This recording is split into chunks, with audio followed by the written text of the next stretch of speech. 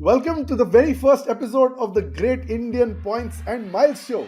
Almost 50 to 60% of your money goes in flights and hotels, right? And if it's Europe, sometimes it even touches 60, 70%, right? So the moment you unlock that, the trip suddenly starts to look very cheap, very affordable. And then you have a lot of money in your pocket bank to try and experience the culture, the shopping, and food if you're a foodie. If you've got 100,000 miles, you can burn them on a single ticket. But then if you're smart, you can do potentially 4, 5 different PNRs on the same amount of miles. You can't ignore Amex, and I'll tell you why. Amex is that family member who always comes in help at the right time. What most of us don't realize is there are basic spends that we have month on month. Now, in a typical family, you'll have at least two phone connections, yours and your wife's. You will have your parents' phones connections. You'll have your electricity bill. You'll have your parents' electricity bill. You'll have your water bill. You'll have their water bill. Even if you pay via credit cards, most banks will give you 2 to 3%. But let's say if you buy that from, let's say, HDFC Smart Buy, you will get 16.5% reward rate there. Now, HDFC charges you a 2.5% commission. What happens is even after that commission, you're going to net 12 to 13%. ठीक है ना, कितना ही कमा लोगे भाई, एक महीने में नहीं कमाओगे, साल के 12 महीने जब मल्टीप्लाई करते हो ना, that becomes a free flight ticket very easily. And the beauty is in the math. Points and miles aren't just a hobby, they're a superpower, and today we'll show you how to unlock it. This episode is all about Japan, how you can experience its charm, its culture, its fantastic cuisine without spending a rupee on flights or hotels.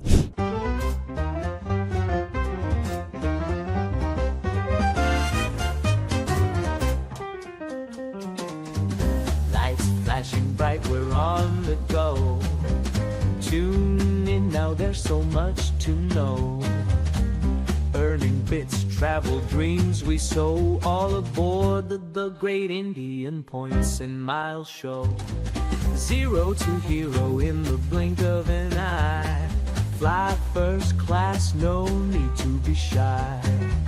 Redemption sweet, touching the sky. Award seats booked, let's give it a try.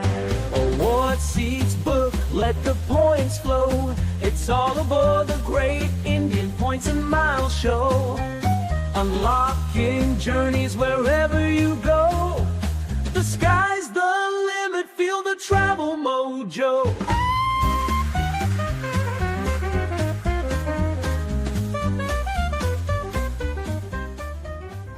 Welcome to the very first episode of the Great Indian Points and Miles Show. This is your host Aadil Bandukwala, and today we're diving headfirst into the world of free travel. Yes, you heard that right, free travel. If you've ever dreamed of jetting off to exotic destinations, staying in luxurious hotels, and flying in comfort without spending a fortune, then you're in the right place. Points and miles aren't just a hobby, they're a superpower. And today we'll show you how to unlock it. To kick off this exciting journey, we have two absolute gurus from the points and miles world. Friends, experts, and most importantly, serial travelers is what I call them, who mastered the art of flying and staying in style without breaking the bank. This episode is all about Japan, how you can experience its charm, its culture, its fantastic cuisine without spending a rupee on flights or hotels. So sit back, grab a cup of chai. If you're in Bengaluru, get that filter copy and let's explore the secrets to turning points into priceless experiences. Our first guest is someone who I've had the pleasure of knowing for a couple of years now, Dhimant Negandi. Dhimant's work avatar is vice president at Swiggy, but in the world of points and miles, he's a seasoned traveler who's perfected the art of maximizing every single point. Here's a fun fact. We recently traveled together to the Singapore Formula One GP, where Dhimant worked his magic to book a room with a live track facing view at Swissôtel using Accor points. It was hands down one of the most exhilarating travel experiences of my life, where we literally from Dhimant's room, we were seeing the entire race, the Ferraris passing by, the McLarens passing by. It was fantastic. Dhimant, welcome to the Great Indian Points and Miles Show. Hey, thanks, Adil, man. Amazing and very, very glad to be here. And yeah, definitely grabbing my filter coffee as well. Awesome. With that, let me also introduce Niranjan Jain, a name synonymous with air miles in our Namba Bengaluru community. If there's ever a redemption you're struggling with, Niranjan is our guy on speed dial. He's traveled to a staggering 37 countries. Yes, 37. And his expertise in planning the perfect points funded trip is unmatched. Niranjan isn't just a traveler, he is a miles maestro. From flying premium cabins to uncovering hidden redemption opportunities, he's done it all. Whether it's Europe, Asia, or beyond, Niranjan has made the world his playground, one redemption at a time. Niranjan, welcome to the Great Indian Points and Miles Show. Thanks for having me on the show. I'm very excited to be on this platform along with Dhimant and you. So look forward to a cozy conversation with you guys. Absolutely, this is so fun because we catch up every month, like our Bangalore Points and Miles gang, and we sit and we talk and we geek out and nerd out over points. I know the both of you were in Japan this year itself, and you all have great memories, and you all put in a lot of work to go to that trip. So the intent was for with this particular episode of the Great Indian Points and Miles show to dive in to your incredible journeys and really figure out how did you manage this entire trip without spending a dime on flights or hotels. Our intent is to learn the precise strategies you all used, the credit cards that fueled these adventures, and insider tips to maximize your own points for a dream trip to Japan. With that, let's get started. So I'm going to break this down into chapters so that it's easy for people to digest. First, I'm going to call it chapter 1, setting the context. Now, in Hmm. this, let's start Dhimant with you. Hmm. Uh, can you share a quick introduction and your background in the points and miles world? We'll come to Japan, but first, how did you get into points and miles? And what's your favorite credit card today and why? Yeah, a good question. And I think a lot of times we discuss this on chai and coffee and other drinks, right? I mean, my first experience with Miles was Kingfisher in 2009, right? And it was my honeymoon trip from Mumbai to Trivandrum, right? And that's when I first encountered the entire Miles. And from Kingfisher, then it went to Jet Airways. And 2011 and 15 is when I flew a lot of Jet and Etihad to US. We used to book a lot of economy flights via revenue, and then you used to upgrade that to business, right? Because when you go to US, it's an experience of business that you actually see the whole value of, right? And uh, I mean, went to Jet, and then you know what happened with Jet, right? So then Vistara, and then once you started understanding the game, you knew what value you could add, right? So and who knows more than you, Adil? I mean, once you start sleeping in a business cabin, suddenly economy starts becoming like a downgrade, right? So that's been my miles journey. I think from 2009 till present, I think it's almost more than 20 plus years, right? So it's almost like sorry, 15 plus years, right? So you asked about a credit card, right? So my favorite credit card for a long time has been the Amex Plat Travel card, right? So while it's not like the most efficient card, but there is this element of a straightforward no-brainer 50,000 points a year, right? So that's one card that I always recommend to everybody. So that's my favorite card, right? So I'm just going to start with that. Awesome. Shifting gears to you, Niranjan. Same question for you, Niranjan. Quick intro. How did you get into miles and points? How long have you been doing it? And what's your favorite card today?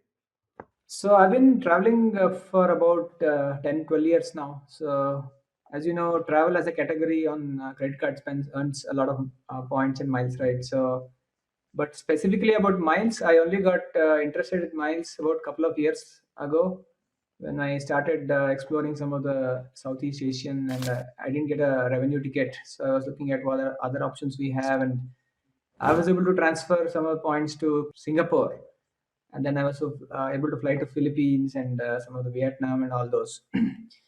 But for the most part of the last 10 years, I've been trying to maximize through initially DCB with 10x, and then I got it upgraded to Infinia many years ago, where we were able to mint a lot of points.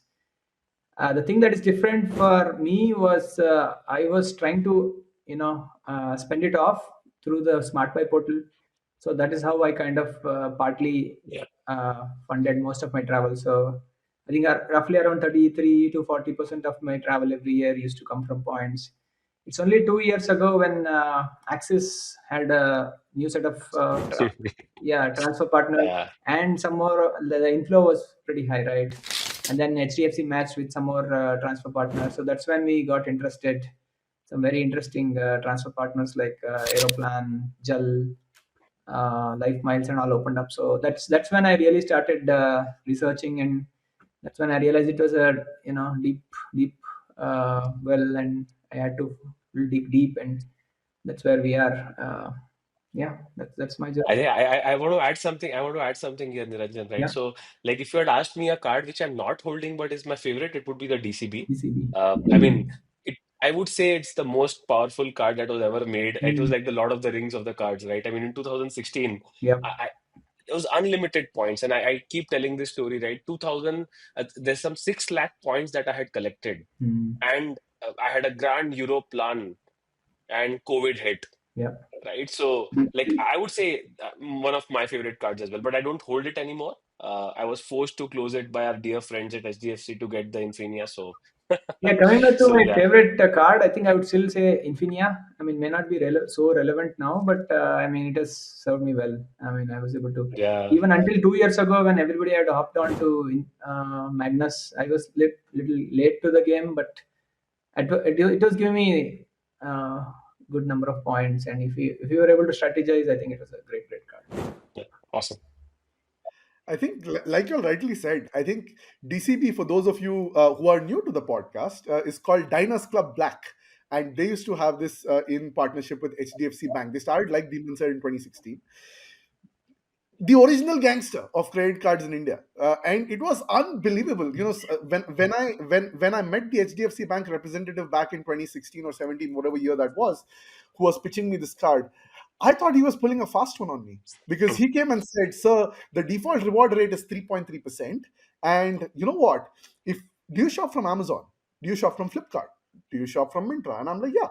And they're like, "We'll give you 10x on every single partner." I'm like, what are you smoking? Like, first of all, you had coupons because that Yeah, was the coupon economy. All of us were applying coupons and we were getting discounts, and all these players were giving sales. And on top of that, you're saying, okay, if it's priced at 10,000 and I'm buying it at a 50% discount for 5 and applying it a coupon for 1,500, I'm paying 3,500. You're telling me on 3,500 you're going to give me 1,200 back? What are you smoking? What is but wrong with you? Adil, the interesting part is that 10x was so simple to calculate. I mean, the formula that we used to use was 33% back. Yeah. That was the formula at that point of time. There was nothing else, right? And that was like the lingo, right, at that point of And time. we should all be thanking the lack of social media back then, I think. Otherwise, Twitter, specifically Twitter. Yeah, yeah, So I think, like, the very interesting genesis of miles and points in India, I think, like, DCB was like by far the most rewarding, and then came the crown jewel Infinia, and yeah. then thanks for bringing the context of the last 2 years, Niranjan. I'm sure Magnus came in, and then it changed fortunes of people. It taught people how to live like the good life, and then now we've got a few others, but we'll save that for another day. I think But that's great. interesting, yeah, but that is one interesting point, Adil. I think what Magnus changed is it gave the card to everybody Yeah, versus the like a set of people, and correct. that's where Miles became like a you know the cards with Miles reached everybody, but a lot of people still don't know how to use them efficiently, right? So that's the change that happened. Yeah, and that's the reason for starting this podcast. Yeah, The absolutely. intent is to show you how, because if you've got 100,000 miles, you can burn them on a single ticket. But then if you're smart, you can do potentially 4 5 different PNRs on the same amount of miles, right? So I think we learn a lot from the both of you today. With that, let's dive into the heart of the episode today, which is, let's start talking about what inspired the both of you to plan your Japan trip with points and miles. So, Demons, perhaps we can come to you. And when did you start thinking about it? And what inspired you to start planning Japan specifically? Yeah, so I'll cover both the points, why Japan and why Miles specifically, right? So we were coming from a very expensive trip last year. We went to Italy, right? And we spent ended up spending like some 6 lakh odd overall as a family. And I think the choice that we had to make was, do we do another lavish trip after a couple of years, or do we kind of go to a place like Thailand because it's cheaper and we can afford it, and then suddenly, okay, why not just try and do a trip completely on miles? So that was the first point, right? Is there a destination where I don't need to spend a single rupee on miles and hotels, right? And by the way, for people who haven't taken a large international trip, almost 50 to 60% of your money goes in flights and hotels, right? And if it's Europe, sometimes it even touches 60, 70%, right? So the moment you unlock that, the trip suddenly starts to look very cheap, very affordable. And then you have a lot of money in your pocket bank to try and experience the culture, the shopping, and food if you're a foodie, right? So that's how that thought came in our mind. Okay, can we do a trip, and there was only one rule for a trip, right? We won't use a lot of revenue bookings, right? Number one. Number two, why Japan? I think one, I think there is great connectivity from India. I think that's one reason. Second was, I think uh, you heard a lot about the culture from a long, long childhood period, right? Saying, okay, Japan is different. That was the second reason. You wanted to go and experience that. And the third is, I think, largely our last 5, 6 trips have gone with Europe, and it's very hard to get a Europe visa, right? I mean, we all know the pain that you have to go through. Japan is something, okay, by the way, this is very interesting, right? So anybody who's planning a Japan trip, uh, a month is good enough for you to plan and get a visa, right? So that's the best part. I've seen a lot of people suddenly thinking about a Europe trip and then realize suddenly, okay, I can't get a visa, right? So that was why we chose Japan, and specifically why miles and no revenue for us, right? So that was my thought. Hmm. Niranjan, similar story, different story. What prompted you? So generally, in the past, we were mostly, like I said, sticking to revenue and booking on revenue tickets, right? So it was always scary to do very early in advance. We typically used, I mean, if you look at the pattern of cheaper tickets, it was always like anywhere between 3 to 4 months before the travel, right? But for Japan, I mean, we wanted to go on Sakura season, and then at that time, 3 to 4 months was too late already. I mean, the hotels would have already been expensive, gotten over. So when we started looking at the miles with the Magnus surplus, right? So that's when we realized, okay, things tickets are all cancelable, and we were able to confidently book our tickets. So that is one of the reason why we pulled the trigger. The other one was we have a 3, 4 year old kid, right? So the notion was, I think Japan needs a lot of walking, right? I mean, you walk for 15 easily kilometers a day. So if you're having a small kid, either it has to be like 10 plus where they're able to walk such distances, or it has to be like somebody who can sit in a stroller, right? So our daughter was already getting there, and then any later it would have been like she couldn't have done it. So we thought, okay, let's just do it. So that's why we chose Japan, and then I think we booked about 10 months in advance, and then we were just about able to get good flights. As you know, the Singapore flights and all on our I think it's super busy during that time, especially to and from Japan, right? And even the hotels and all, like just barely able to get some of the good ones at cheaper price. Now we know who is the planner here, right? 10 months, 10 months back planning, right? So I'm the exact opposite, right? So you'll see a lot of me trying to book a hotel destination in 3 months or so.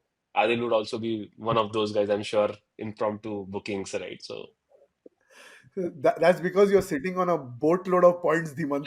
The rest of us have to plan well in advance because we're looking to score deals. Dhimant is like, chalo, kya hai? Race hai, chalo dekh. I don't like planning, honestly. I mean, even if you ask me today, like 10 months out plan karo, to like I don't like that. It's kind of almost the DIY part of it. Yeah, it's quite the opposite for me because if you ask me, I would have probably can tell 2026 May, October May, where are you going? It's a matter of it's a matter of flights opening up so that okay, give me kind of thing. Awesome, awesome. That's good context to get into segment two. Segment two is all about planning the trip. And in this, Niranjan, you gave a slight hint about SQ Mm. there. So let's talk about when you decide, okay, we want to go to Japan. We made the decision. You took the decision of your home ministry, and the executive decision was made. So then you're saying, okay, what airline programs and credit card points do I rely on, and what does the math work like? What was that for you? What did you initially think of, and what did you end up booking on? Get into the details, share the numbers, share the specifics. Yeah, I think if you ask me now, I think I would have suggested maybe Japan Airlines. It's a direct flight, about 17,500 miles plus some taxes depending on the fuel rates of the day, right? But back then, I think when I booked, I had just opened the Japan Airlines mileage bank account, and then there was a cool down period, right? So we couldn't have done it, and we couldn't have waited for it. It was a pretty critical time to wait. And the next best would be, I mean, back then was United. United was fairly good without surcharges, and then you could do something called excursionist perk, where you could travel to and from Japan and also add in between leg for free, right?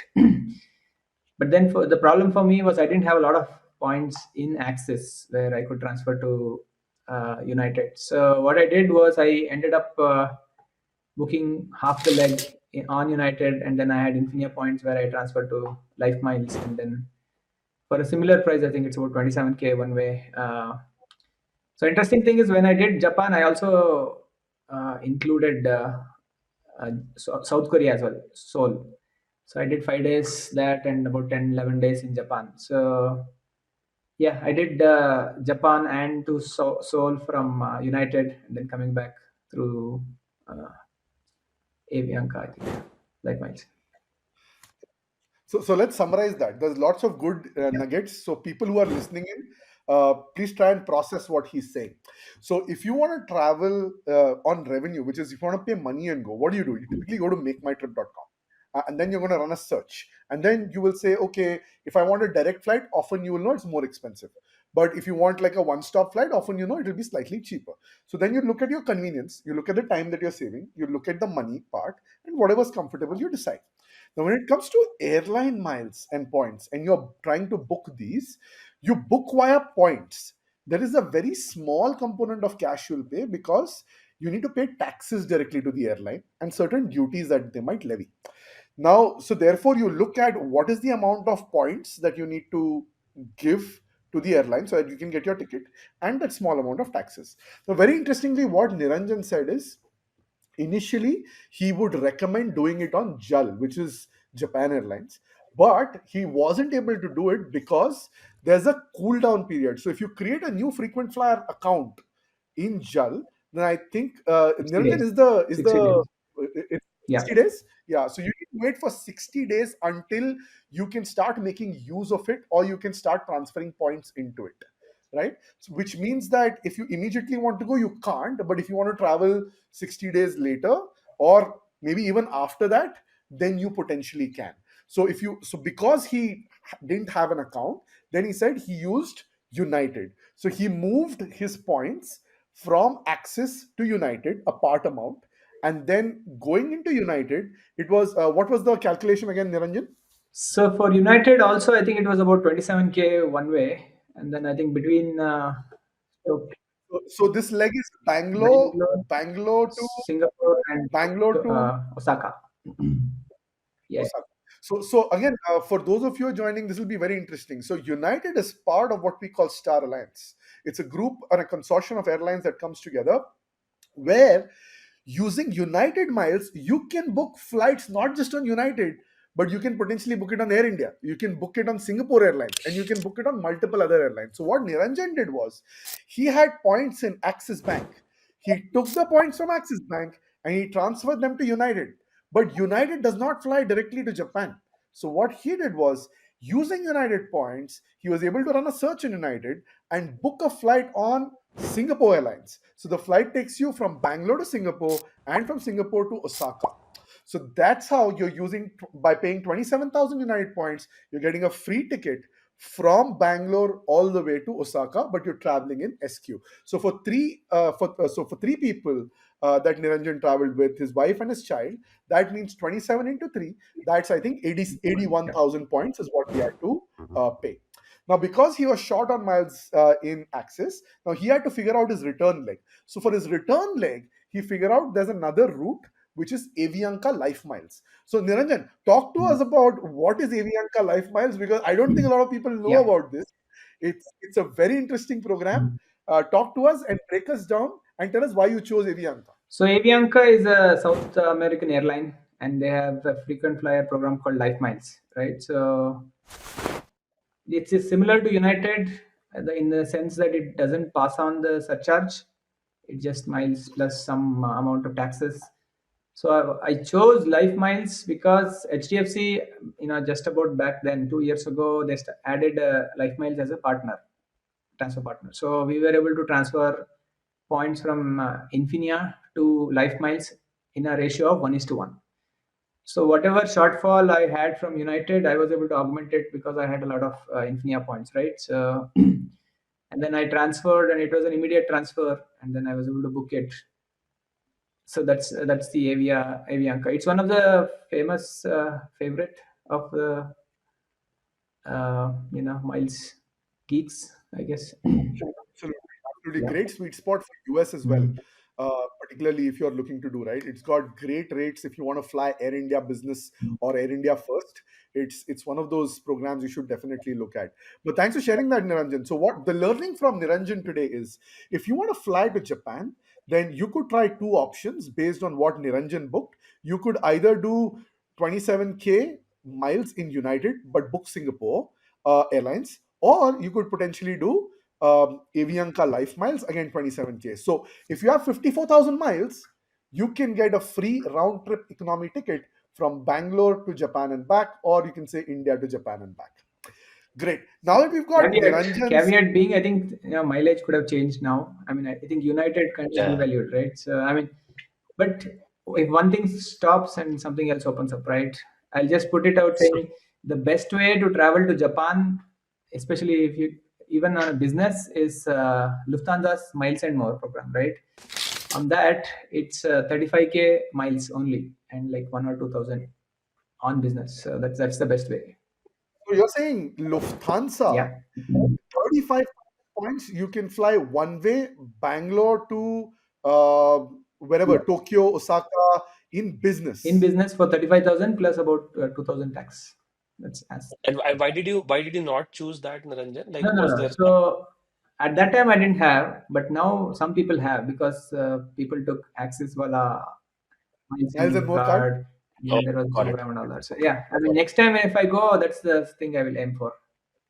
Got it. So, So there you go. So the other fun thing about miles and points is you're constantly learning, because you think you're making the right moves, and then you make the moves, and then you come back and say, "Holy shit, there was one more sweet spot." But you learn, and then you adapt next time, and then you keep optimizing, you keep hustling, you keep learning. Yeah. So there you go. Niranjan was 54K points for a return trip to Japan. Now, Dhimant, let's come to you. You are also in a similar situation. You traveled with your daughter and your wife.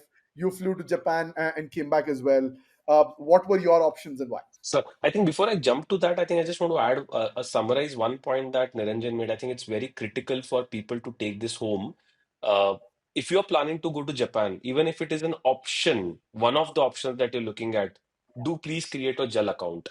This is, I think, the first thing you should do. Because even if you don't take it or you take it, it's not going to cost you anything, right? An interesting nugget is they still send a actual hard card to your mm, address, and that is where you know that your account is active, and that's where you one of the reasons why I love Japan, right? They have this traditional touch to a lot of the things that they do, right? So I would recommend strongly to anybody considering Japan as a destination to make their JAL account, right? I think that's very critical. Secondly, I think just want to add on to what Adil was asking, right? So our experience, right? Because Niranjan had shared some of his learnings with me as well, because I traveled after Niranjan and my bookings happened a lot after Niranjan, right? So I had created the JAL account in advance. In panic mode, when we had to transfer out access points, I had parked exactly 40,000 into three, which is the business class requirement for JAL, because I wanted to experience that. And I had parked it in JAL, right? So that was the first thing I did. The second thing is, because United miles don't expire, I had parked a shitload of points and miles in United as well, right? So to be specific, I think around 1,60,000 or 1,70,000 is what I had parked there. And at that point, there was no formula as such. I just parked it there because they don't expire. And My first choice was Jal. So I did look at it. The problem with Jal, and I don't know if it's changed, Niranjan, maybe you can correct Mm. me. I think it doesn't fly all the days Yep.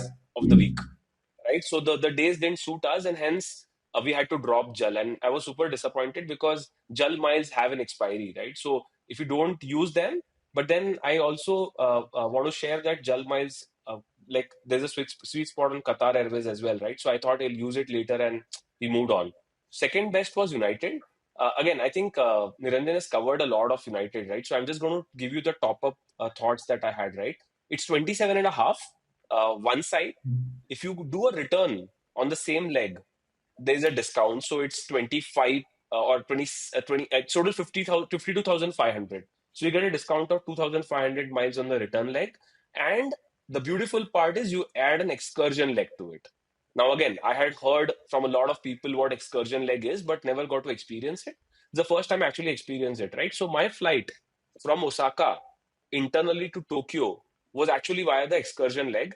And just for context, a Shinkansen train, which takes you the bullet train, would cost you roughly 9,000 rupees or 10,000 rupees if you book early, right? So with three people, you literally save 30,000 rupees apart from whatever you already saved because of the miles. Now, another reason why even if Jal was available, we probably wouldn't have taken Jal is because Jal ka taxes, although they're very low, it was United was still far lower, right? So we had totally three people uh, and two legs and one free leg. We did it in 1,52,000, 1,56,000 and some change points, miles, and 22,000 INR, like 22,000 INR, right? So that's something that like was very exciting for us and it added to our value trip thought, right? So uh, we flew in Osaka. We came back from Tokyo, and we took Osaka to Tokyo via the excursion leg, right? And the beautiful part was the whole leg, the whole journey was Singapore Airlines, right? And that gives a lot of comfort because you're not moving across airlines, and you're not actually. And Singapore is known to be a great host, right, as an airlines, right? So that's something that we were very comfortable with, even though we knew that if there were some problems, Singapore would sort it out, right? So that's something that comforted us, especially when you're traveling with a kid. We have a 10-year-old daughter, right? So that's the thing. And the last part, I think, which I wanted to add to what Niranjan was saying, right? If you try and book early, you will get a shorter connection on Singapore Airlines on United. If you book too late, you tend to get the 26 hours or 28 hours leg, right? Which is there's a lot of waiting at Singapore. And if you have a small kid, you may want to book a little early to get the preferred 13-hour, 14-hour flight. And the second best after Singapore, if you don't get it, is Thai Airways, right? So if I would strongly recommend try the Singapore Airlines if you're trying it because that's definitely uh, the best place to fly economy. So that's about that from my side. Yeah, point to note Yeah, so that he was able to get that prize on United just before the devaluation, right? So you were Yeah, sitting yeah, on yeah. that. Mm, I think the current prices, if I'm not mistaken, moved to 32 now, 35, 32 or 33, 35. 35. Okay, Yeah, yeah, yeah. yeah, well, that's still not bad Yeah. if you think about it, right? You happily paid 30K points if you want to go to Mm. Japan, especially given the excursionist perk. So, for our listeners, I think let's break this down. What Dhimant and Niranjan both specified is an interesting term called excursionist. Now, this applies only on when you're booking via United. What happens on United is United incentivizes you to book a return flight on miles. So when you book a return flight on miles, like Dhiman said, they first discount it by a little bit so that it feels a little cheaper. The other thing that they do is they also allow you to book a third domestic leg flight for free. So if you're going to Japan from India, then you're doing your return trip from whichever city to whichever city. But in Japan, for your internal travels, one leg which can be from any city to any city, and that's my understanding. So, for example, if you're going from say Bangalore all the way to Tokyo, and then you plan to let's say come back from Osaka to let's say Bangalore, now you can do a flight from any city to any city in Japan, irrespective of your port of embarkation or de-embarkation. Just And that's one, just one part about correction, just one correction here, Adil. I mean, it's not only domestic. Like, if my understanding is correct, Niranjan and Adil, I think we can even add in certain European countries, you can even do an international excursion. No, Oh, it's that's awesome. I did not. the rule is you have to be flying out of one region and coming back to the region. So the first and third leg should be out and in of the first same region, and the second flight in between can be in the single region of any choice. So what I have used I've used it in some of the upcoming travels, right? Where I typically tend to plan like three travels together. So what I did was I was able to book a domestic leg in Europe for 6K, and then for the next trip I was able to do something in between. I'm going from Brunei to Bali, for example. That would have costed me like 17 to 20K on its own miles on Singapore Airlines. But since it's classified in the same region, so I can get it for free. And for the third trip, I again added a domestic leg in Yeah, that's the beauty. Europe. That's the beauty So of I got extension. 6K, 6K. So for 12K, I'm able to get three flights. So that's how it works. I mean, it's That is complicated, but awesome. when you master it, it's like a crazy rule. So there you go. So those are lessons on excursionists. Those are lessons on United, how you can potentially fly to Japan for free by paying a small amount of taxes, but really make the most of your miles. Now, for our listeners, while we are trying to close out the flights part of this particular episode, Dhiman, can you explain and give tips to our people? How do they find these tickets that can be booked on miles? For revenue tickets, it's very easy, right? You go to a Google Flights or you go to a makemytrip.com and you just kind of search and you book it. But in the points and miles world, there is a concept called award seats. Yeah, And award seats are not available on all dates. If they are available on all dates, then they're not available in quantities that you desire, which was three tickets in both your cases. yeah. So how does one figure out award availability, and how does one figure out how much it's going to cost? How did you do your research? What tools did you Got it. use? Yeah. How did you go about doing this whole thing? Yeah, I think this is the most intimidating part of starting your miles journey, to be honest, right?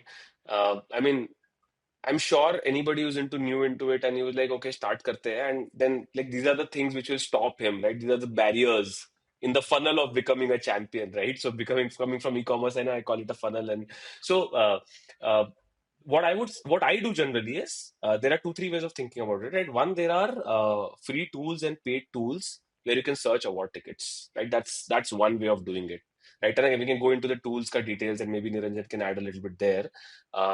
But then there is also this larger groups, right? With, like you said, Star Alliance, right? Or these groups which have partners which are the best partners, right? For example, United is one perfect example, right? If you have United, you know that there's a good chance that you can find award seats across the globe, right? Because the whole partner network stretches across the globe, right? Be it US, be it Asia, be it any continent, right? So that's one way of thinking about it. And then you would go to a place like let's say a JAL, right? Because JAL is now a part of the second alliance, right? And then that alliance would have Qatar and JAL. So that's the second way of doing it, right?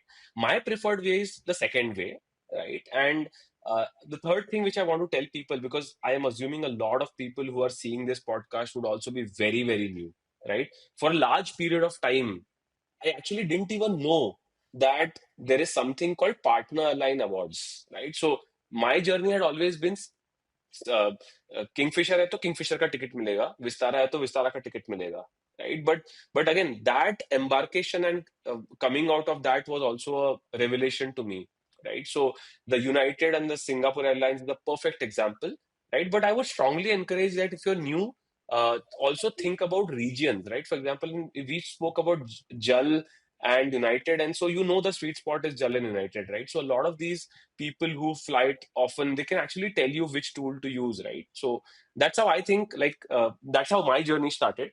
And if Niranjan, you want to add a few tool names as well, if you use it, right? Yeah, I yeah, don't use yeah. too many So tools, so I use Seats.aero. So that's a great tool where you can it exactly. searches specific programs which are mostly the West-oriented American Delta, and mostly the ones that are available in the West, right? Europe and American carriers.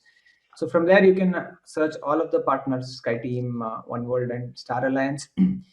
So that's about $80 a year.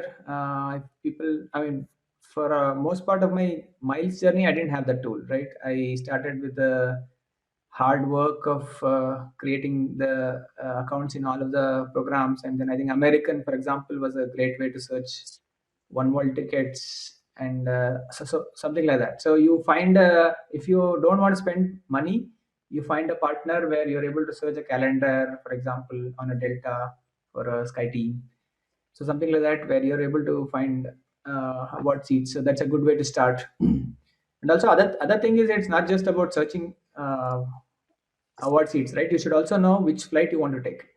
So for that, you can just start from, say, Google Flights. So you want to go from Bangalore to Japan, Tokyo, right? So you just search, look at which are the airlines which are taking you there, and then which ones you want to ideally go on. So that will give you Thai Airways, typical, even maybe Air India through something like that, Korea and all, right? But Niranjan, one thing here, like again, because you're talking about these tools and award seats, etc. I think one challenge I faced, and I'm sure a lot of people would face that challenge, right? Some programs actually don't even allow you to check for seats without having points, Mm. right? So that's where I think the that something like a Seats.aero becomes more critical Mm. because you can't even like first of all like please make you have to first make a membership of Mm. all these airlines. That was very intimidating for me कि यार एक दिन में 15 airline पे register करके 15 account बनाना है. Even and lot of people noob mistakes that people make is they don't use the same email ID sometimes, and they don't use the passport name. I mean that's a critical error that a lot of people make, right? So uh, uh, Niranjan, which are the major ones which do not allow you to search without having points? Like, because do we also, Uh, I think for as far as I know, most of them do allow uh, in some way or the other. But I agree with you. yeah, Seats.aero has a lot more advantages. Apart from the award seat yeah, availability itself, what you will realize is it will show you different programs, right? So, for example, I was searching Bangalore to Muscat, and then I found that Alaska is giving me at 7.5 and 15.5 one way yeah, business, economy and business, right? You will be surprised. Oh, so it's a good way to learn about program, and then it will tell you, okay, this program, if you're booking it, you need this many miles. If you are booking on Qantas, and then it will give you this many miles. So it's a way to learn for you, which is the cheapest yeah, for specific sector or not, right? So that it serves dual purpose. Yeah, I think Seats.aero is like my go-to tool. I use it all the time. Mhm. It's very handy to kind of figure out, particularly if you're doing India, US, India, Europe.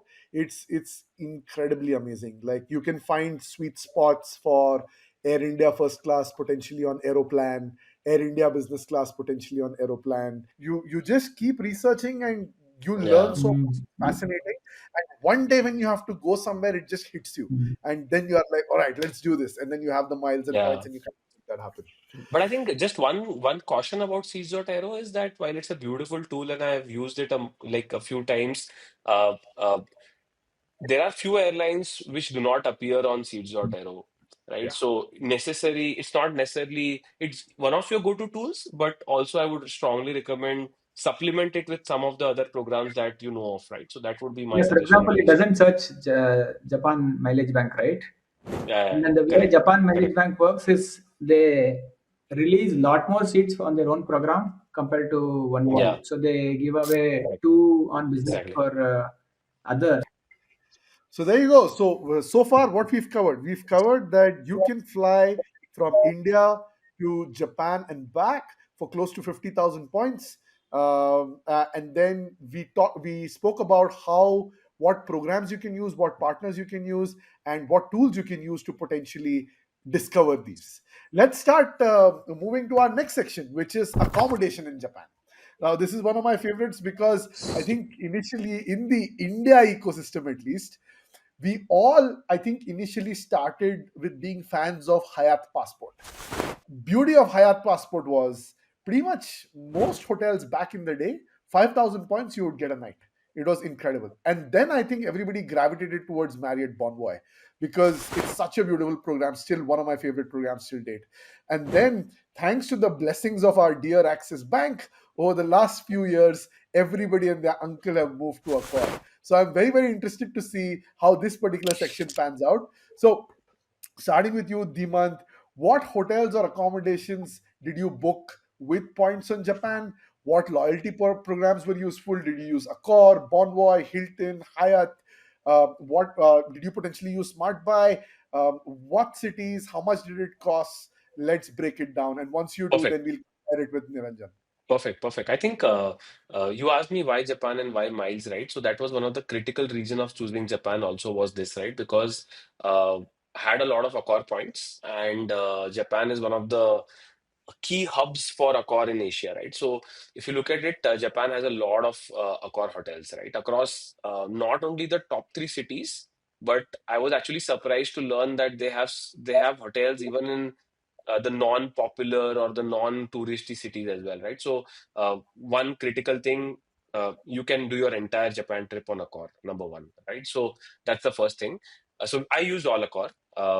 Now coming to the quickly on which hotels, because we always are out of the hotel and we hardly stay in the hotel, we were clear that we don't want to stay luxury, right? So we tried to kind of find the hotels which are uh, good B&B kind of places, right? Where you can just go in, keep your luggage, uh, have a decent non-conflicting experience with the hotel, right? Because you don't want to fight on such trips, right? So we chose Mercure at two places, right? And Mercury is typically known to be like a perfect average, not too small, not too big, not very luxurious, but at the same time not very basic, right? So in Kyoto we chose the Mercure, and again the key criteria was one was a decent experience, second was closeness to trains and stations because Japan travel is all internal travel is all trains, right? So it's very very critical that you are at a walking distance from a trains, right? So we chose hotels which were close to the train station, right? So that's one. By the way, Japanese are obsessed with their trains, and they're extremely passionate about their trains. So, being from Mumbai, like we have a natural love towards trains as well. So, love that part of Japan and the whole piece around how they kind of go crazy with trains, right? So, that's one. While we didn't want to do luxury, we did Swissôtel in Osaka purely because, like, I'm a huge Swissôtel fan, and in Singapore, our experiences with Swiss Hotel have been like out of the world, right? And so the Osaka hotel is actually better than the Singapore Swiss Hotel, right? I don't know if Adil agrees, but at least I felt so. Like, 100% agree. yeah, so we chose Swiss Hotel, and I think I had two value plus nights, right? So again, stay plus nights, right? So we call it the stay plus nights, and uh, these are free nights that you get when you either have the reserve card of access or the Burgundy private card of access, right? So uh, we have to make sure that those nights get used before they expire, right? So we chose one in Swissôtel and the other in Tokyo. Tokyo was also very strategy because Tokyo hotels are very, very expensive, right? So even a very basic hotel that I mentioned, like Mercure, you guys must be thinking 8,000 rupees, etc., right? No, no, it was like 21,000, 22,000 a night, right? So uh, terrific value for money, right? So 22,000 saved right away with a stapler's night. Uh, and the remaining 5 nights, we I paid using Accor points, right? So again, shit expensive, but hurts less when you pay by points. Like, and unlike air miles, uh, you only pay a very small component is tax. Okay, so whenever you book an Accor hotel, the tax component actually is very small. And sometimes in some cities, there is a city tax. Also, I think if you do, in certain hotels, I have heard people being able to even pay taxes with points, but I have not been able to do that so far. So that was Tokyo, 5 nights with points. Swissotel, 1 night stay plus and 1 night with points. And then Kyoto, the entire 6 nights were with points, right? So Kyoto, I would say, is slightly less expensive. Now, a few things. There are slightly better hotels in Tokyo, more traditional hotels, slightly better hotels, right? There is a hotel which belongs to the Banyanti group, and I think it's also part of Accor. Now, if you really want to go that way, it's not a bad idea. Like we did contemplate doing it, but again, the closeness to the station is what I think attracted us the most, right? So because we wanted to travel almost every day, right? So that's largely my experience, Adil, with Accor points, right? And just to give you an idea, how much did I spend on the entire Accor points? Probably less than a lakh points for 15 nights, 14 nights. So that's like 1,80,000 rupees of money saved, right? If you spend Yes. 100,000 Accor points. Yes. That's awesome. So I think fascinating what all Dhimant covered. So Dhimant, you said that completely agree with you. For those of you who plan to go to Osaka, do not miss Swissôtel Osaka. By far one of my favorite hotels in the world. Why it's beautiful is, so there's Namba station in Osaka, which is like deep into the ground. On top of that, the Japanese have built a mall. On top of the mall, the Japanese have built offices. On top of the offices, there is this beautiful Swiss hotel. So it's structure over structure over structure, and it's incredible. And you come out of Swiss and you get into the markets. You walk 2 kilometers straight. It's just shopping malls on the left and shopping on the right, and tons of food. So it's incredible. So you did Swiss Osaka, you did Mercure Kyoto station Yes. in Tokyo, and In then Kyoto. in Kyoto, and in Tokyo, did you do Mercure Hibiya or Mercure Ginza? So Mercure Ginza is what was recommended to be by most people, including you. But Mercure Ginza is now closed. So there's only one Mercure now, which is Hibiya, right? Hibiya. And yeah, and that's, I think, superly strategic located, right? I mean, it's like less than 5 minutes walk to the station. Yeah. And again, I don't know whether Accor thought through this or whether there are just too many train stations. But like, yeah, I mean, it was very close by. Awesome. So the learning that Dhiman said, I think, very important. In Kyoto, like he said, you can also choose Yuwa Kyoto. I think Yeah, that's a fantastic hotel. It's just that it's not as close to the station, but Mercure Kyoto station, I think, is about an 800-meter walk. yeah. So I think it's much better. But if you're staying like in Tokyo, then Mercure Hibiya is far more closer. Similarly, a great option is, I think, Pullman, Pullman Pullman, Tokyo Tamachi, yeah. Tamaki. Yeah, It's right next to the Tamaki station. You can walk over, and then in Osaka, though, it's just right there on top of the station. yeah. So now coming to Niranjan, what was your experience like? Was it different? Was it similar? How did you decide? What did you prioritize? Yeah, I mean, it was different. So in an ideal world, I mean, I would have gone through the same route that Demon did, right? Like all the benefits of Accor. Along with that, I mean, couple of things he would have missed is the uh, dining benefits of Accor Plus, because it being in Asia Pacific region, right? And also, you get great value from upgrades and all with the gold and platinum, right? So those are all ideally would have been there, but then we had some constraints, right? So we were traveling with a small kid, and then we were worried about the food. And a couple of other things was, we are vegetarians, so we were not sure the availability of veg food. And lastly, I think what we've heard and also experienced is, during the Sakura season, even if you want to dine in at a certain place, it has a typical minimum waiting of 1 or 2 hours. So I mean, it takes away a lot Yeah. of time, right? So I think the suggested route is, if you want to experience food in Japan, stay away from the Sakura season. I think it's best to prepare your own food and mostly stick to that. So in that sense, I think we wanted a B&B.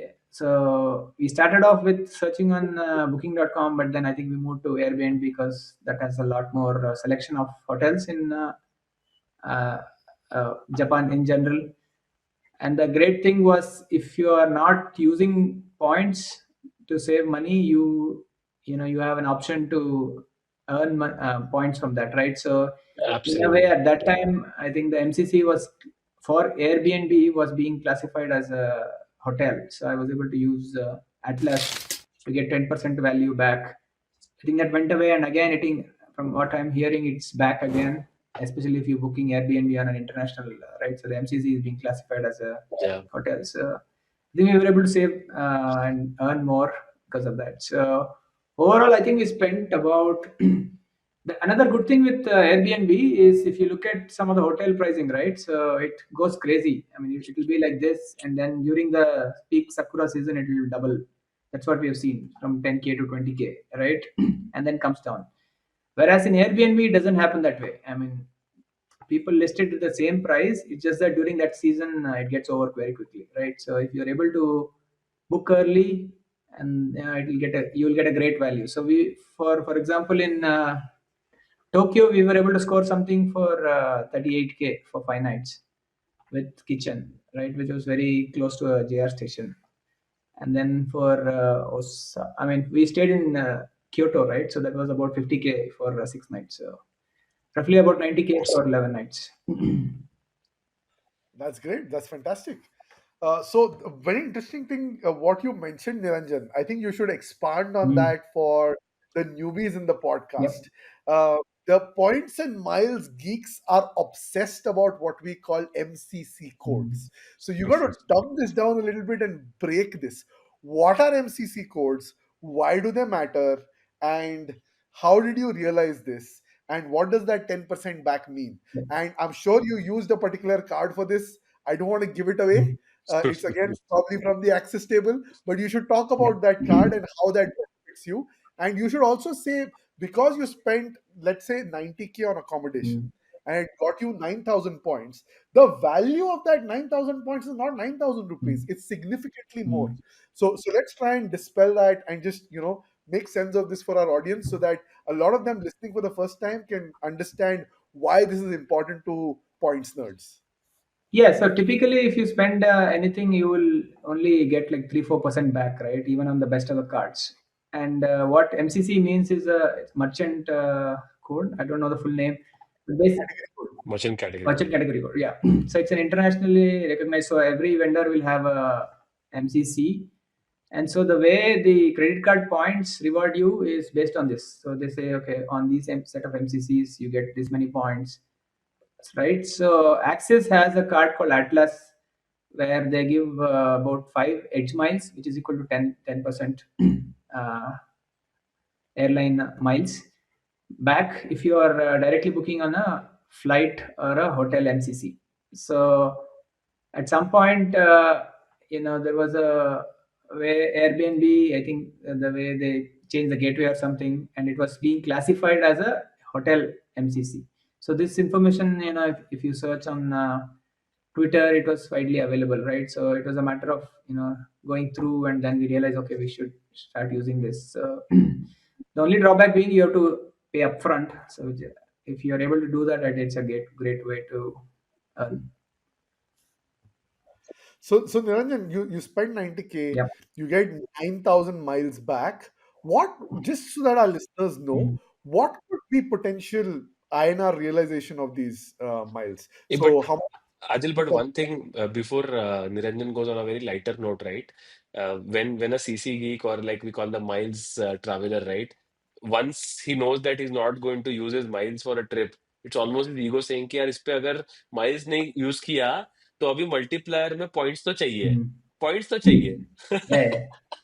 That's what I keep saying to So, people, right? in our world, it's very simple, right? Like you said, Dhimant, either we'll burn or we'll earn.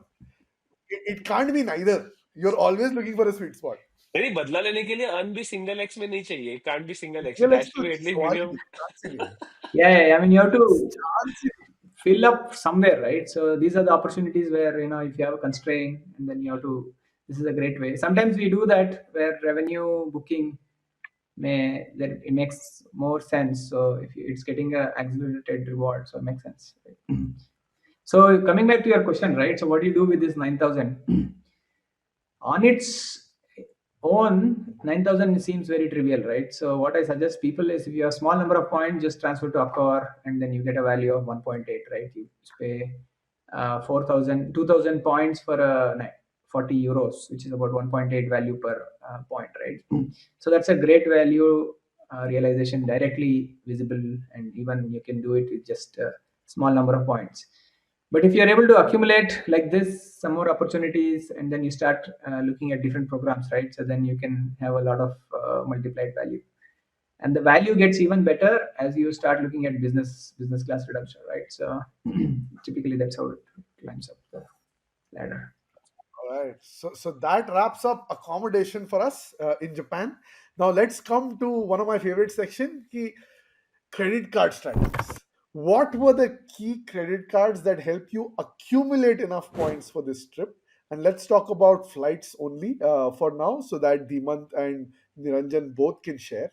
Here's what I'd love to know. What were the key credit cards that help you accumulate these points? Niranjan, we'll start with you. You had the Access table and then you had the HDFC stable. Did you take any advantage of specific bonus categories, 5x rewards, 10x rewards? There was this fun thing a few of us experienced, I think, a couple of years back with Magnus, 40x on Marks and Mhm. Spencer. Did you potentially enjoy that? What kind of offers, and how did you kind of collect these points, and how long it took you to collect these points? So if we can talk about it from your lens, then we'll come to Dhiman. Yeah, like I said, initially my all my investments were on Infinia, right? So for Infinia, it used to give me 10x on Make My Trip. That was a big deal. I mean, this was after they stopped doing the 10x on Amazon and Flipkart, right? So we were only left with Make My Trip bookings. Initially, it was both hotel and flights, which was fetching 10x, and then they put a cap of 50K and all that, right? So it started become gradually difficult. So the way to work around that was we were able to book a hotel, which was giving 10x, and then cancel that hotel and get it to a Make My Trip wallet, right? And then you accumulate enough in the Make My Trip wallet where you can eventually book a flight and all that. So so most of the earnings on Infinia was all on 10x, so that gave a lot of points. And back then we didn't have a transfer partners, so it was mostly directly booking, converting to smart buy flights. And when the Axis came up with their Magnus Burgundy, it became much easier, right? You were getting directly 31K each month just for spending 1 lakh. And then there were accelerated categories, right, for travel, and even more so for vouchers.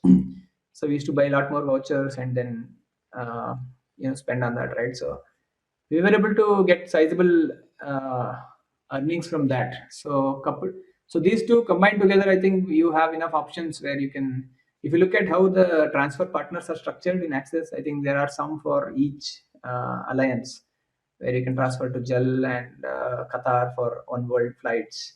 If you're going for a place where mostly Star Alliance is there, you could have done to United and couple of others, right? Singapore, for example.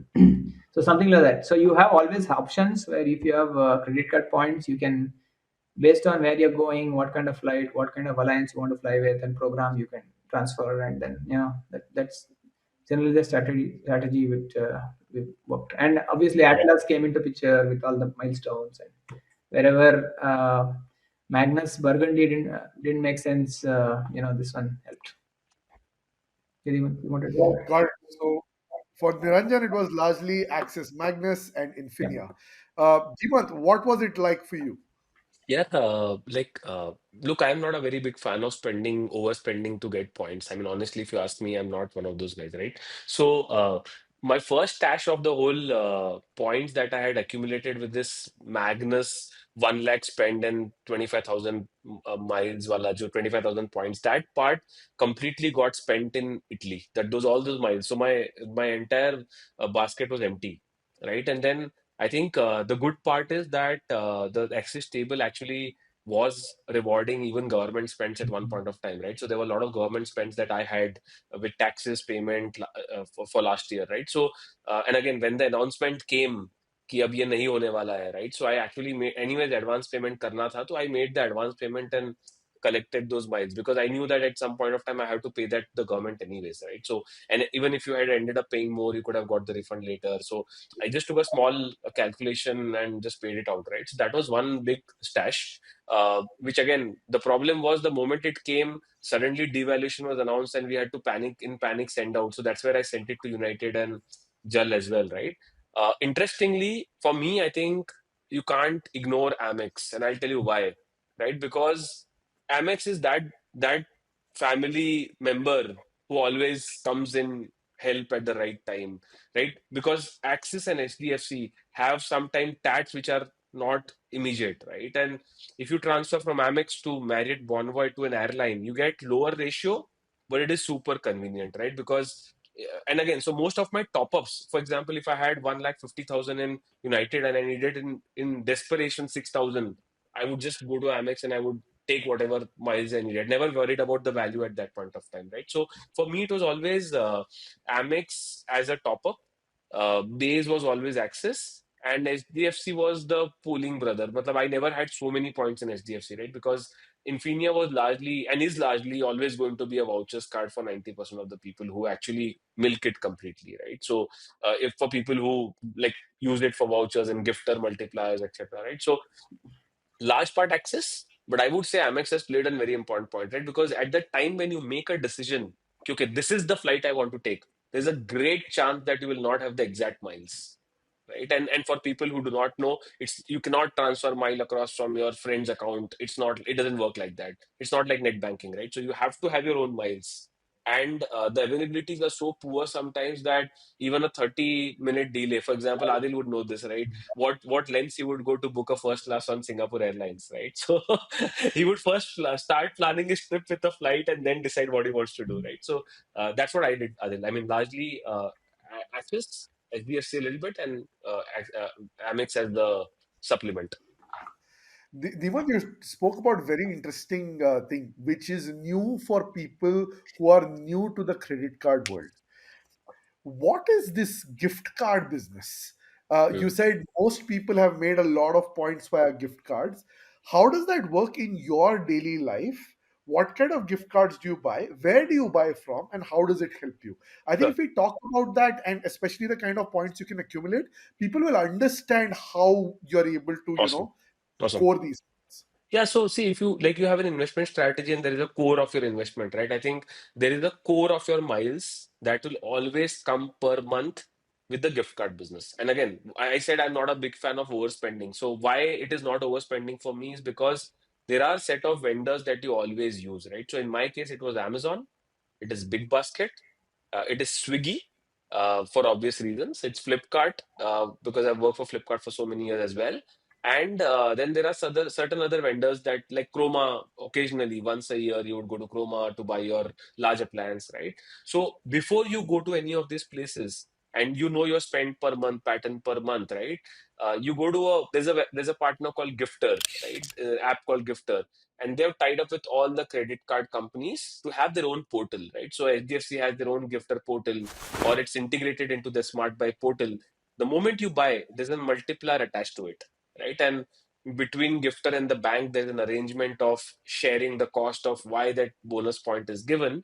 So that's the core of my strategy, right? So I know for a fact today, if you ask me, next 12 months, how much points miles minimum are you going to have? I know that for a fact, right? Because every month there'll be an Amazon spend that I do, Swiggy spend that I do, and that's the core of my strategy, right? So that's, and again, uh, Swiggy is your Instamart grocery and food that you use. Amazon is largely to pay bills, utility bills, right? So one critical thing, utility bills. Guys, if you pay your insurance bills, if you pay your phone bills, if you pay it via Amazon Pay, like that's like absolutely basic. Yeah, so I think I want to clarify there. I think this is very interesting what Dhimant said. What most of us don't realize is there are basic spends that we have month on month. All of you new to the credit card world should know this. Now, in a typical family, let's say if you're 30 years old, right? Or even if you're 26 years old, 27 years old, let's say you're married, you'll have at least two phone connections, yours and your wife's. You will have your parents' phones connections. You'll have your electricity bill. You'll have your parents' electricity bill. You'll have your water bill. You'll have their water bill. You'll have potentially a broadband bill that you have at a couple of places. Now, all of these bills you're going to pay. Now, if you pay via most credit cards, they don't give you points directly. But Amazon, very interestingly, you can use the Amazon app to pay all these bills. Now, what happens is even if you pay via credit cards, most banks will give you 2 to 3%. But let's say if you buy that from, let's say, HDFC Smart Buy, which is the gifter option that's existing there, you will get 16.5% reward rate there because you get a 5x multiplier. So 3.3% multiplied by 5. Now, HDFC charges you a 2.5% commission. But it's okay to pay them that commission because what happens is even after that commission, you're going to net 12 to 13%. So now for paying your utility bills, you're getting 13% back. That's a lot.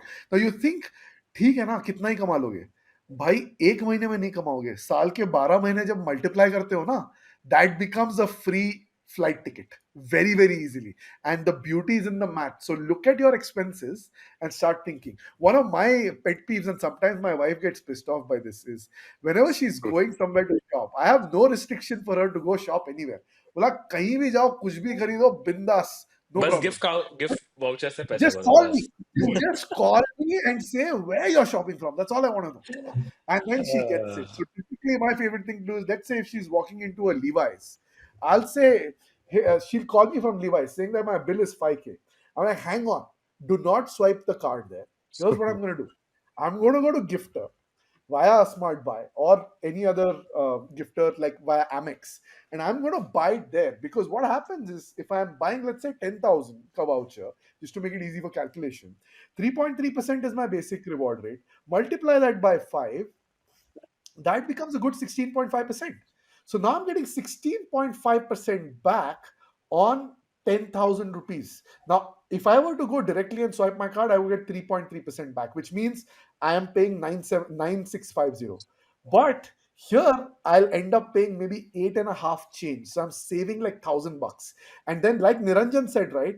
If those points, if you transfer to a car, instantly they become 1.8.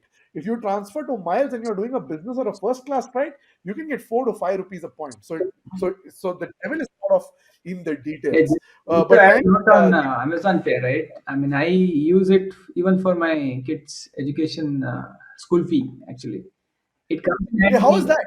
Talk to us about that. How do you pay school fees on Amazon? I This is think very interesting. it goes through a Razor Pay gateway or something, right? So I don't think school would have Oh, expected. so it understood, the wallet Yeah, option. the wallet option, it comes with a such minor surcharge, but then if you are spending the school fee over each quarter, then you're able to accumulate, right? So it's a great way to spend. Also, I think it's critical to note, guys, that some of these categories itself are being excluded by a lot of cards now. So, for example, there are cards who do not give points for education. There are cards which do not give points for bill pay. And hence that Amazon Pay route even becomes more critical because you don't need to search कि ये card से point मिलेगा कि नहीं मिलेगा. Mhm. Like that just takes away your cognitive load of saying कि okay यार Yeah. इससे तो मिलेगा पक्का. For sure, for sure. Whenever you get a chance, buy Amazon Pay. It's as simple as that. All right. So with that, okay, let's come to our next section, which is like on the ground in Japan. Now, this is very interesting. What happens is a lot of people typically do not carry their credit cards and spend internationally, because they all know it comes with a fee. You got to go ahead and you'll Yeah. be charged a foreign currency conversion markup by the company. So let's say if you're going to the US and it's 83 rupees or 84 rupees a dollar, you'll actually end up paying maybe 85, 86, because they'll charge you 2.5% extra. So a lot of people therefore take forex cards. A lot of people potentially take cash. The traveler's check ka zamana to bahut pehle chale gaya, right? So you'll take forex cards or you'll potentially take cash. I want to ask both of you, do you all swipe credit cards when you all travel internationally? Do you use cash? Do you use forex cards? We'll start with Niranjan. You went to Japan. What did you do and why? So one of the information that we got before the trip was credit card is not widely used. So we played safe, and then we also take a lot of currency, right? So the thing we did was, instead of taking yen, which is very expensive to buy in India, right? I typically tend to take dollars everywhere, not just for this trip. So there, if you go, you can easily exchange a dollar to local currency. And in the world around, people are struggling for accumulating dollars. So you typically tend to get much higher value. And if something is left over, you can actually carry it to your next travel. So you can look at opportunities where you can actually make money when you are buying forex. And then when we went there, the other thing to do is book online as much as possible. So you have websites like Klook, and then you can book some of the tickets online, train tickets and Shinkansen. So that will give you a direct opportunity to earn on credit card. And so the other thing is, you have to know which card to use. I mean, there is a lot of information on Twitter where best cards for forex spends and all, right. And then when we went there, we were pleasantly surprised. I mean, except for train travel, uh, I mean, especially the long distance ones, you can book online. The shorter within city and all, right. That except for that, Everything else they had were accepting. Even the small shops, even when you go in a taxi, they had a payment portal where you could just swipe your card and then. Yeah. So I think spending on credit card is equally safe, right? And people are worried that somebody will add an extra zero while swiping and all that, right? So that never happens. So it's extremely safe country to spend on credit card. So we mostly spent on credit card, and then we took back most of the uh, dollars that we had got there. Yeah. Niranjan, what cards did you use and why? What does the math work? Talk about the reward ratios. Yeah, I mean, I was open to spending on either Magnus Burgundy or Olympus. It was called City Prestige back then, right?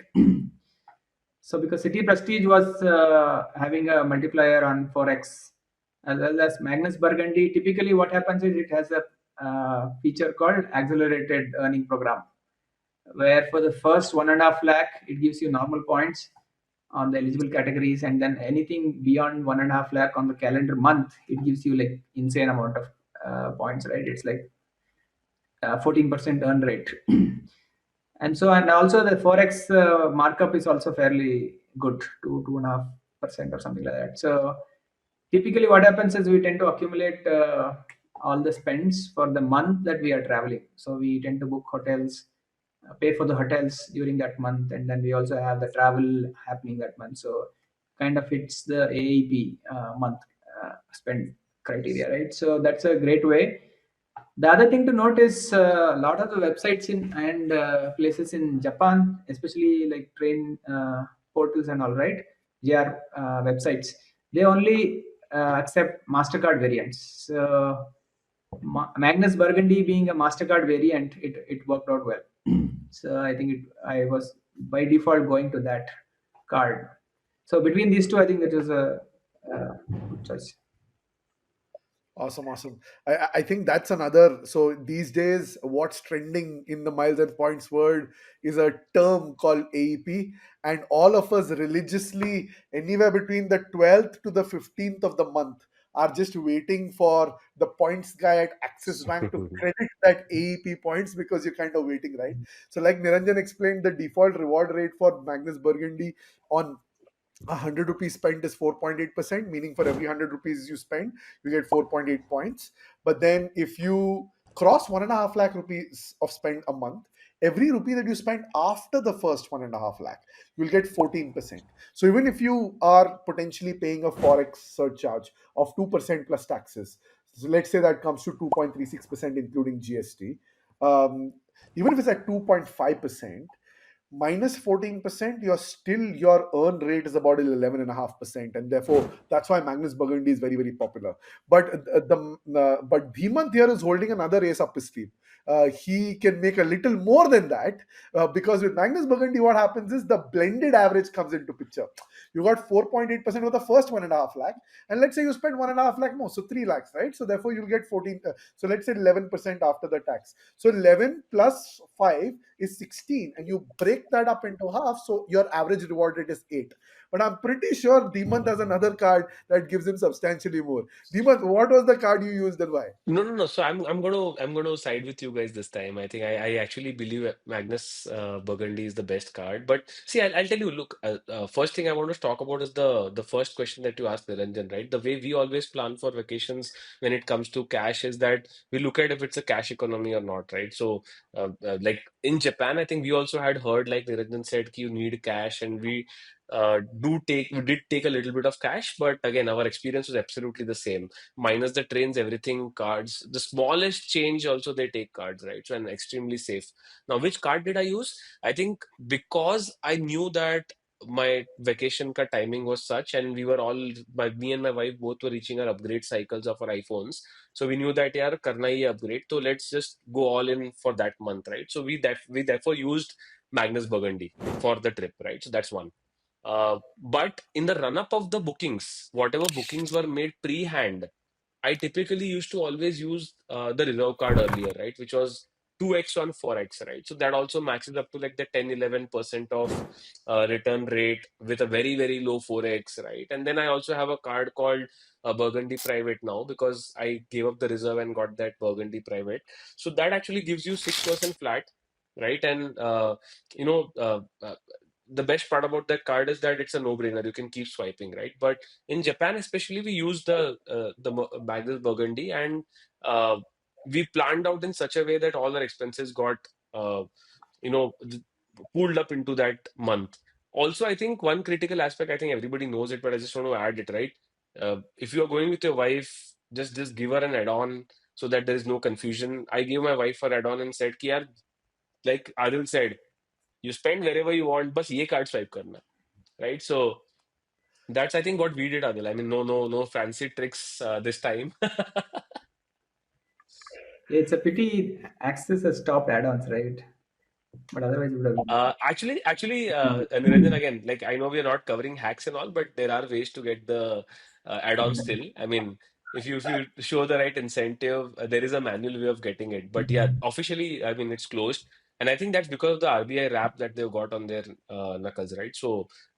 Yeah, it's sad that they're not actually giving away the Magnus Burgundy. By the way, Adil, I think I'm not sure if you're covering this, but the Magnus Burgundy is a pretty neat addition also because of the priority pass and the additional guests that are allowed. Because if you're going with a kid, they can't carry a credit card, and it becomes a pain, right? So you can carry guests along with the Magnus Burgundy ka priority pass as well, right? So So let's talk about that, right? Can you talk with Dhimant and maybe Niranjan add on, right? So introduce priority pass to our hmm, listeners. What is priority pass?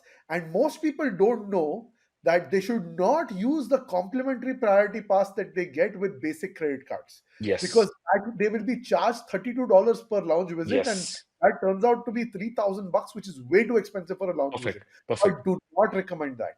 perfect. But on cards like Plat Charge, Magnus Burgundy, HDFC Infinia, you get unlimited priority pass worldwide, not just for you, but also for your guests. Yeah, So, can you talk more about Priority Pass, why you think it's helpful, and talk about specifically how many visits do you get on sure. Magnus Burgundy and for guests as well? Sure. So I think there are a few tiers of the priority card, right? So the priority pass, right? So some cards like the Amex Plat Travel will give you a priority pass, and what they will claim is you got free membership of the priority pass. Now that's a $99 membership that you get, but you cannot go to any of the priority pass lounge. That just enables you to go there and pay and enter, right? Like Adil said, the moment you swipe the card, you will enter and you will think that, okay, I've got it for free. It's not free. They charge you $32 and it gets added to your credit card statement with which you got the priority pass, right? So I would say be extremely careful. If you are in doubt,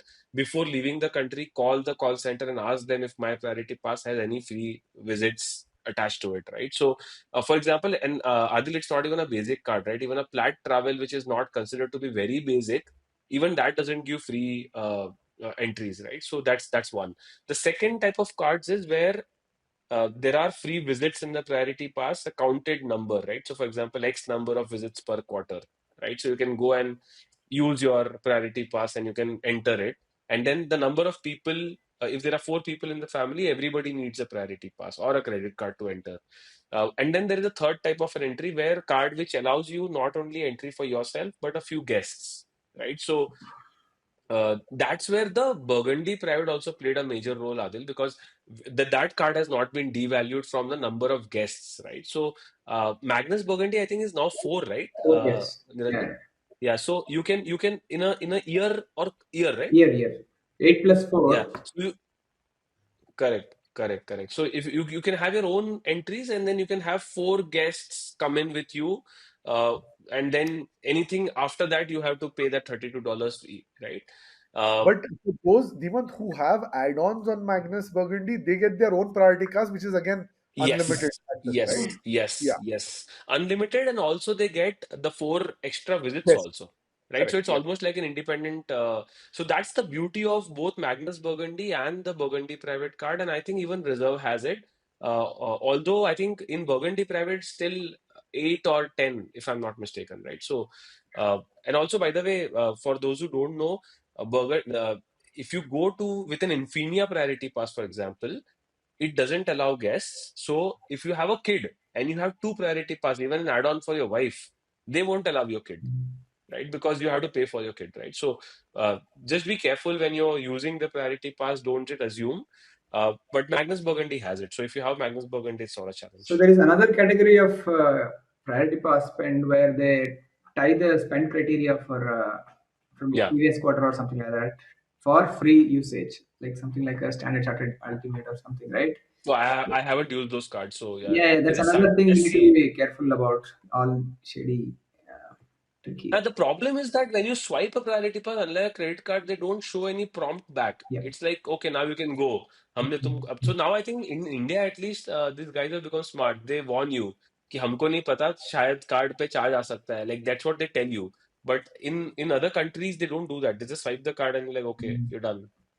Yeah, and the weird thing is like you don't get the credit card charge immediately. It'll come 2 3 weeks later on your statement. Correct, correct. And then you'll be like, holy shit, like I didn't know that I was spending $3,000 per visit. And that if you are with a family of four, then that's suddenly like $12,000, right? Yeah, And you're like, yeah. what? No lounge food can be worth this. Which is why they always say terms and conditions apply. Read the manual that comes with the card. Don't kind of. By the way, one beautiful thing, like a lot of people, I don't know if they know, the diners cards do not require a priority pass. That's the beauty of the diners card. Like a diners card can be used on its own across lounges. So I think Diners Black, the Biz Black, and I'm not sure about the Marriott, but I think even the Marriott, you can use the Marriott HDFC card, right? Uh, uh, Even that you can use, right? I'm not 100% sure about the Marriott card. I haven't used the Bonvoy one. Niranjan, would you Yeah. know? Like I have Yeah. the card, but I've never tried it for a lounge visit. Yeah, but that's the beauty of Diners Card. I mean, there are cases where I've forgotten my priority pass, and the Diners Card has come to my rescue. Mm. Diners will always hold a special place in my heart. I mean, Diners is what got my whole points journey started with the Diners Black back in the day in 2016, like Niranjan Mm. says. So Diners will always be Yeah, special. by the way, one very interesting thematic thing I would want to cover is there is a Rupee offer going on in Japan. I mean, with a 25% back, but I heard a lot of people complaining about not getting that cash back. So if you guys are planning to use it while your trips, please be careful with the bank and which bank you're using the card. There's a 25% cashback offer. We never used it. I have not used it, so I'm not sure about So message coming in from Dhimant there, सावधान रहे, सतर्क रहे. it. With that, let's come to key learnings and advice. So, Niranjan, let's come to you. What would be quick three tips that you would have for someone who's trying to save points and plan a trip to Japan? Three quick tips. Uh, yeah, I think Accor is a great value. I mean, typically if you don't travel alone, right? So even if you're traveling with your spouse or sometimes with your kid, right? It takes a lot of points. So I don't know if you're not in a position to accumulate so many points, or if you don't have already, then I would suggest just focus on hotels. It could be just single hotel, single room, single per night. Accor is a great value, and then so you combine this with Accor Plus and all those memberships. So it's it gives you great value. But if you're in a position where you're able to earn and foresee earnings, then I think you should definitely plan early, especially if you're going for a Sakura season or something like that. Right? Flights typically tend to open on a different time frame on different programs. Like for American, some of the American programs, it's mostly 330 days. For Japan, mileage bank, it's 360 days, 360, 360.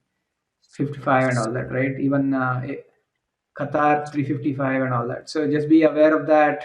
Be aware of what are the mileage required, and then be in a position where you can transfer.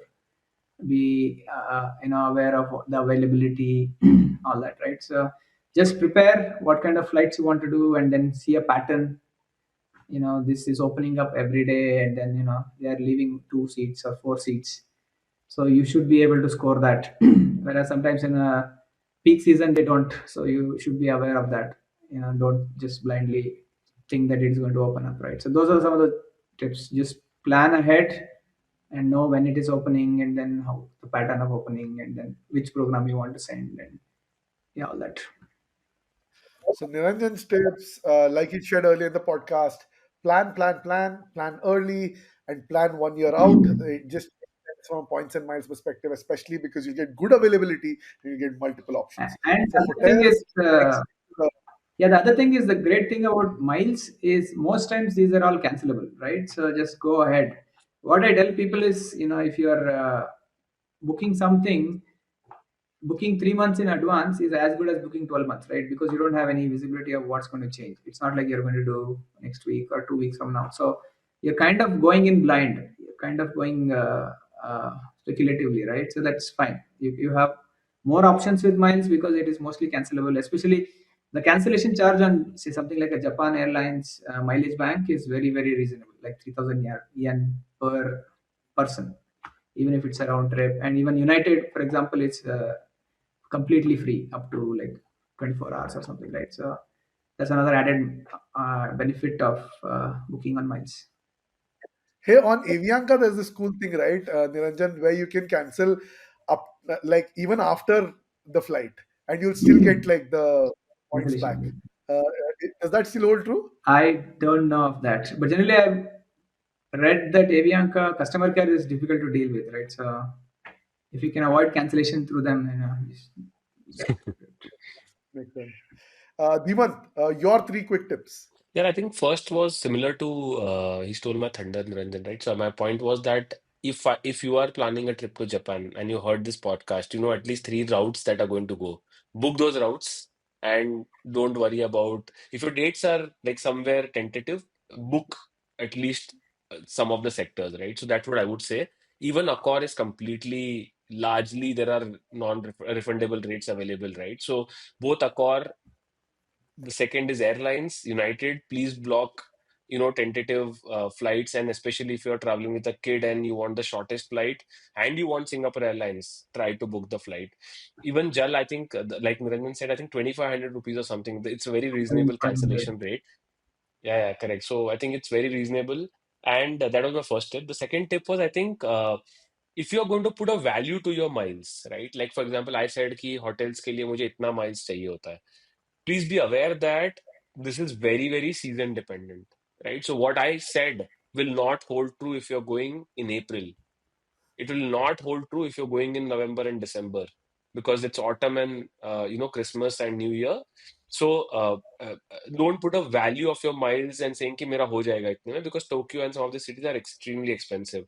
So first decide your season and then put a value to your miles because Sakura season will be extremely, extremely difficult, right?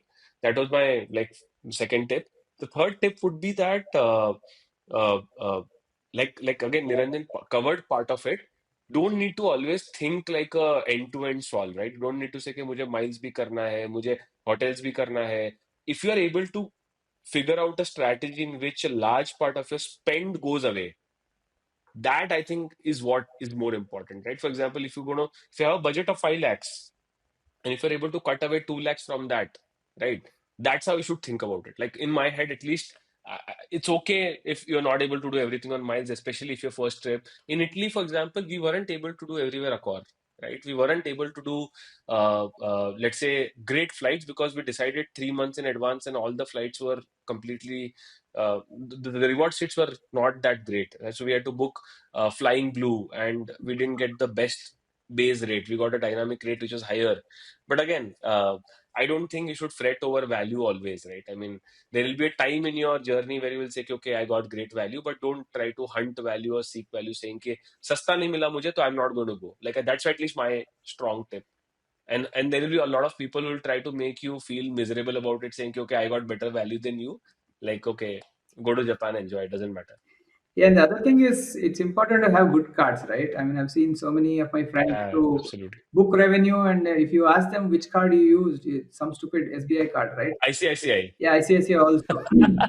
If you are into that, For some reason, it yeah. yeah, there is no way you They can have appeal so many according to HA, miles. yeah, yeah, yeah. There are so many HNI customers, ICICI Bank, and like a lot of them use it and swipe it, and they're like they think that okay, they're earning great rewards.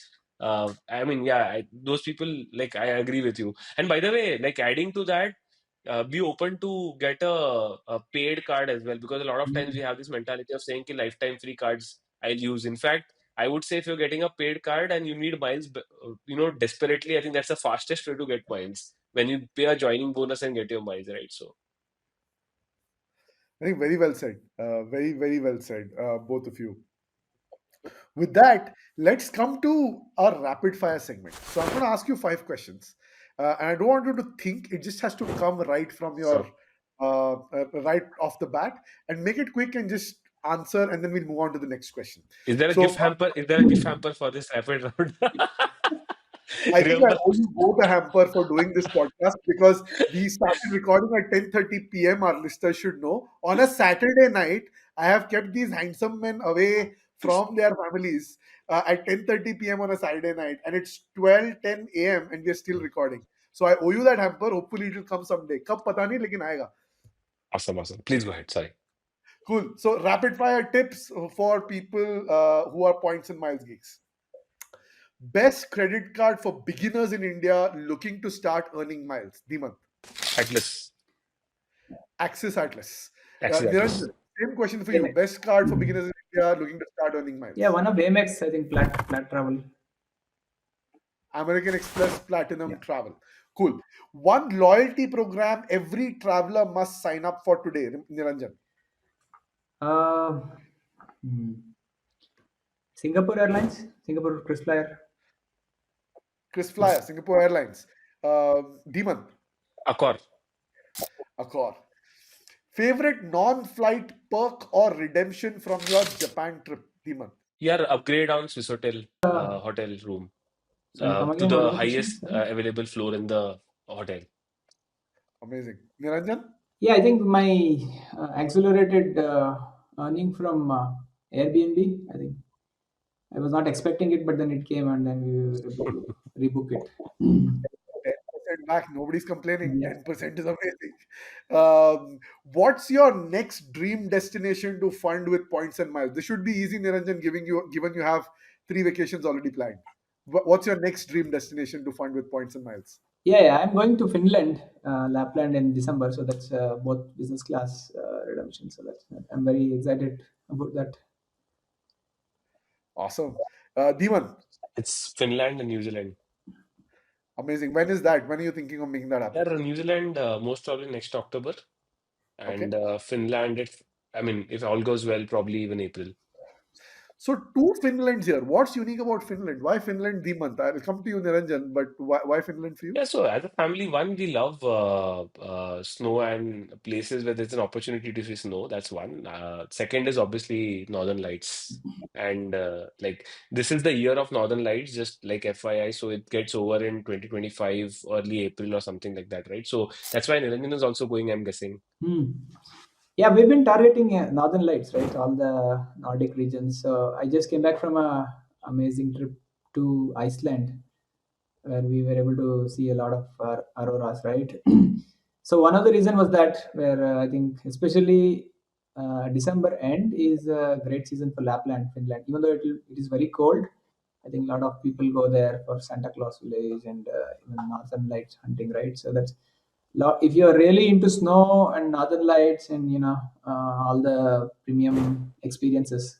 So we are also staying in Igloo. The Igloo Hotel. Yeah, excellent. Awesome, All awesome. those bucket list items. Fantastic, fantastic. Okay, final question for both of you. Favorite redemption ever? Dhiman.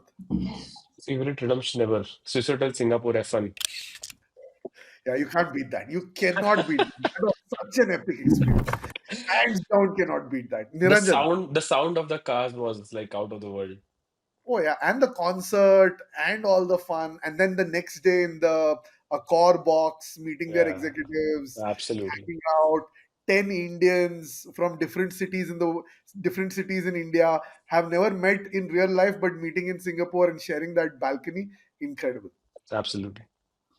Yeah, for me, like I said, I think some of the business class on Singapore Airlines, great value in miles and more, right? So even though we are not going to Japan, we were able to score a good couple of tickets to Bali at 35K. So what we did was with my wife and my kid, I booked it on miles and more for 35K plus like 2K in taxes or something.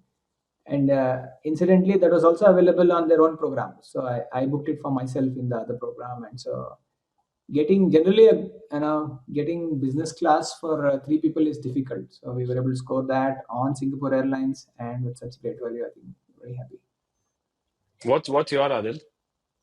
Favorite redemption ever? Would love to hear that. Favorite ever, I think I have to say Etihad. Etihad first class apartments. I was able to do it on our, I think, 15 years of me and my wife being together last Awesome. year. We went from Abu Dhabi to London. That was 7 hours in first class together, and then the sliding doors come down and you have like a shared suite, which was pretty fantastic. How many miles So was that?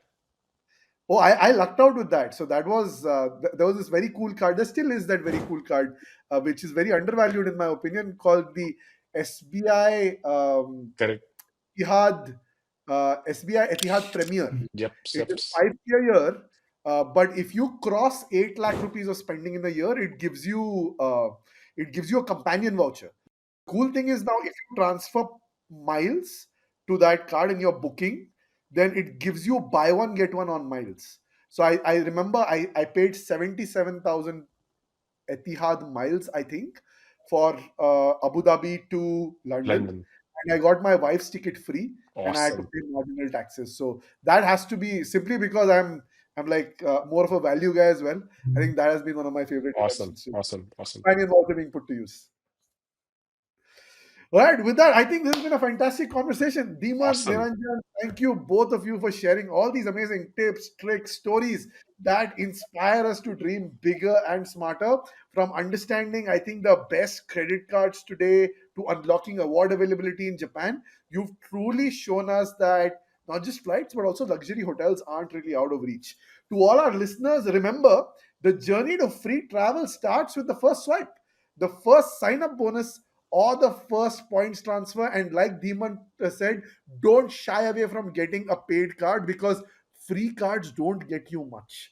So be bold, take those bets, take it one step at a time, and before you know it, you'll be planning your own dream trips just like Dhimant and Niranjan did. If you enjoyed this episode, don't forget to subscribe to the Great Indian Points and Miles Show for more insider secrets on how to turn your points into priceless memories. Until then, keep collecting, keep traveling, keep swiping, and as always, happy flying. Lights flashing bright, we're on the go. Tune in now, there's so much to know. Earning bits, travel dreams we sow. All aboard the Great Indian Points and Miles Show. Zero to hero in the blink of an eye. Fly first class, no need to be shy. Redemption sweet, touching the sky. Award seats booked, let's give it a try. Award seats booked, let the points flow. It's all aboard the Great Indian Points and Miles Show. Unlocking journeys wherever you go. The sky's the limit, feel the travel mojo.